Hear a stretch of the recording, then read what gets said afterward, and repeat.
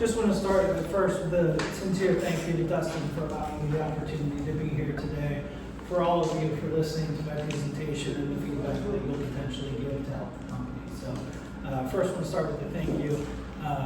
Probably not traditional to start first meeting by presenting, so I really appreciate it. But our venture is called the Management Matrix. We've tagged it the Workplace Relationship Operating System. So the problem we're trying to solve is that there are two existing industries at the moment. One is an assessment industry, think Colby, DISC, PII. You learn about yourself as an individual, how you can apply that in the workplace. And the second are HR platforms, which measure 360 between yourself and your team. They measure exit interviews, employee sentiment. A lot of that is historical looking. But the one thing we found is that there's no dollars behind relationship infrastructure. So if you look at Gallup, the reason people are most likely to leave their employer is because they have a poor relationship with their manager. You find this out in exit interviews. You find this out later in HR that they never rose those problems they had with their manager to HR. So we're trying to build a forward-looking operating system, one, to help you learn about yourself, two, to help you learn about your team members, and then three, to give HR a forward-looking view of the metric to show which relationships are straining, where should we be focusing our time, and trying to fill that gap in relationship infrastructure. So we start with a free assessment, and we go all the way to a software program. So we get in the door by giving away the thing that PII, Colby, or DISC is going to charge you for. You can get your individual insights. You learn about your management style in a 30-question forced choice system. So 30 questions, real workplace scenarios.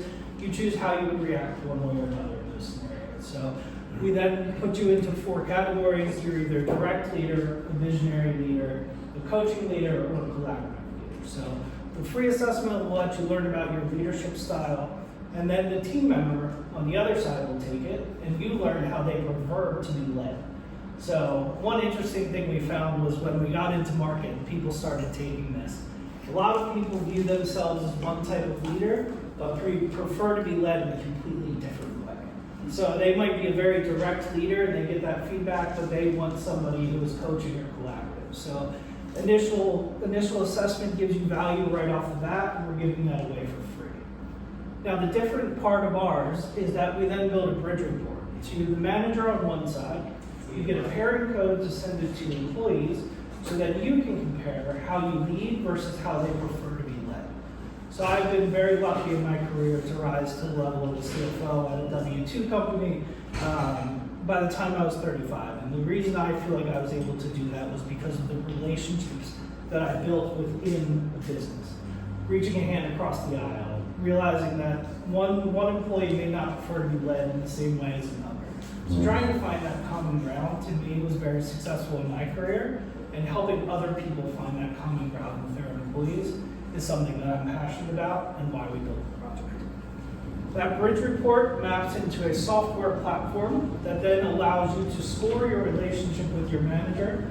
The team member will score it, the manager will score it, and we've developed with a team psychologist something called a relationship health score, which will track your health of your relationship over time. So I grew up in the finance world, so we're always looking at dashboards. Where's revenue going? What's the cost of goods sold? There's no number or metric for employee relationships at the moment. So we're trying to build out that metric and that muscle. And then the fourth is ongoing cycles, which we'll get into later in the platform. So what does that bridge report give you when you have a manager take it and your employee take it? Well, you get a 2-page summary. The first highlight is 5 different areas: your communication style, your alignment, how you view autonomy in the workplace, your decision-making approach, and then how much are you developing their career. So it gives you a map, a heat map, red, yellow, green, of how well you align over those 5 different dimensions. It also gives you a communication alignment score, so you have a baseline to work from. How well are you aligned with each individual employee? And when we put it in practice in a 50-person organization, we found that those scores can range on the team anywhere between 60 and 90%, right? So you might be very well aligned with some people, have a very easy relationship, Those harder ones, we flag early in the bridge report. The bridge report gives you a compatibility score. It gives you different ideas on things you can improve, how your leadership style lands. And then at the end, we give you a 90-day plan to bridge the gap between the two. So some might be lighter touch, some might be heavier touch, but those 90-day plans are all tailored to the two individuals that are taking the report. No 90-day plan is the same. So if you're a manager and you're going through performance reviews, you're never doing the same thing twice, right? So it's all dynamic, it's all built.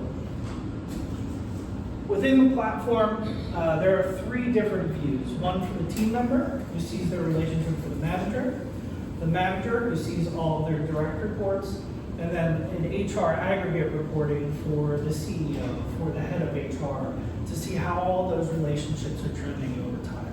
So 3 different logins, 3 different views. If you sit in middle management, you will have one with the person above you, and then 6 or 7 for your direct reports. So 2 different views if you're a team member, and then HR gets all of that data aggregated, searchable both by dashboards and analytics, but also by an AI component as well.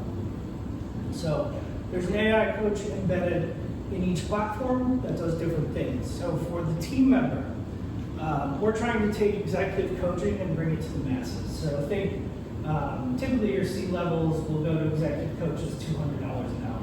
You're not spending that on your entry-level employees typically. So our per-seat subscription includes an AI coach that learns about the relationship with your manager. So if you say, hey, I'm aiming for a promotion this year, I'd like to communicate some bad news upward.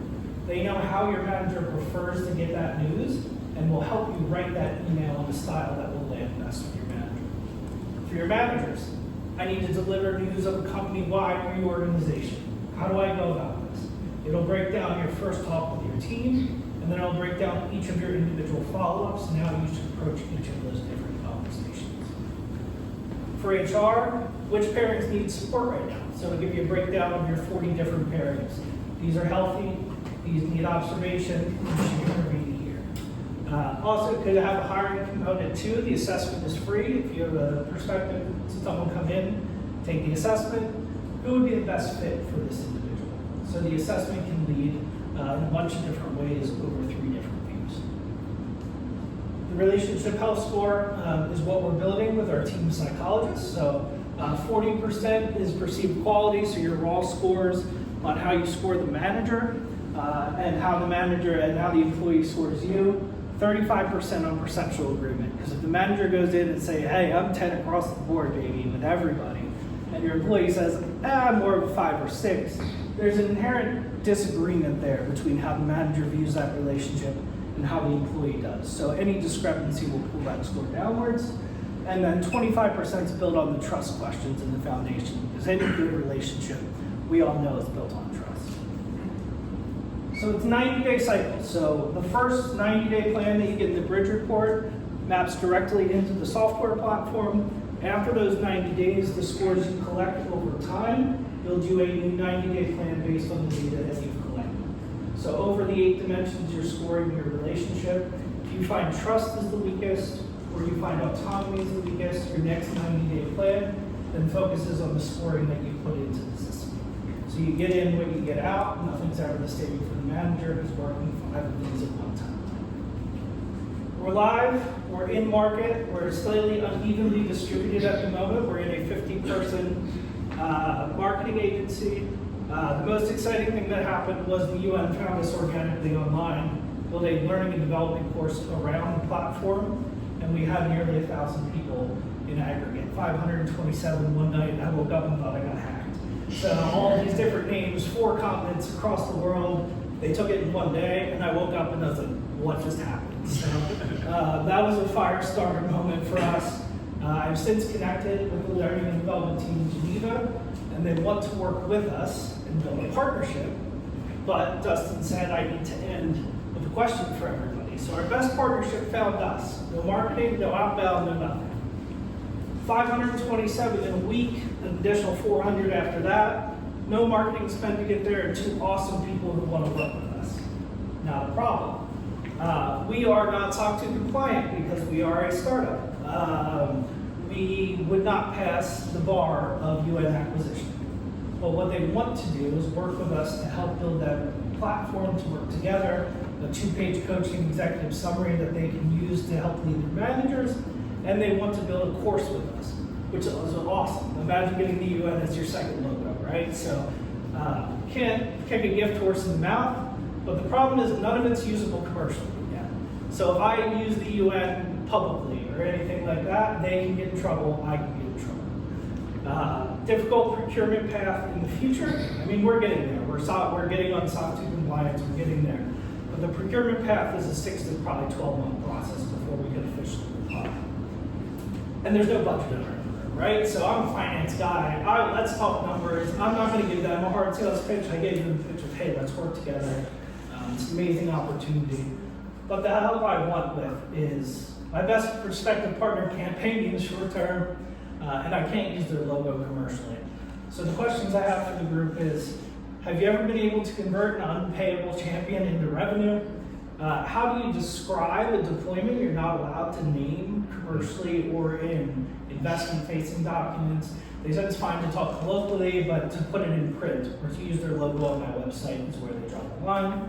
And if this is your company, how much time investment would you put into this partnership, knowing that it might not result in revenue, but in the future it could result in an awesome logo and story to tell folks others.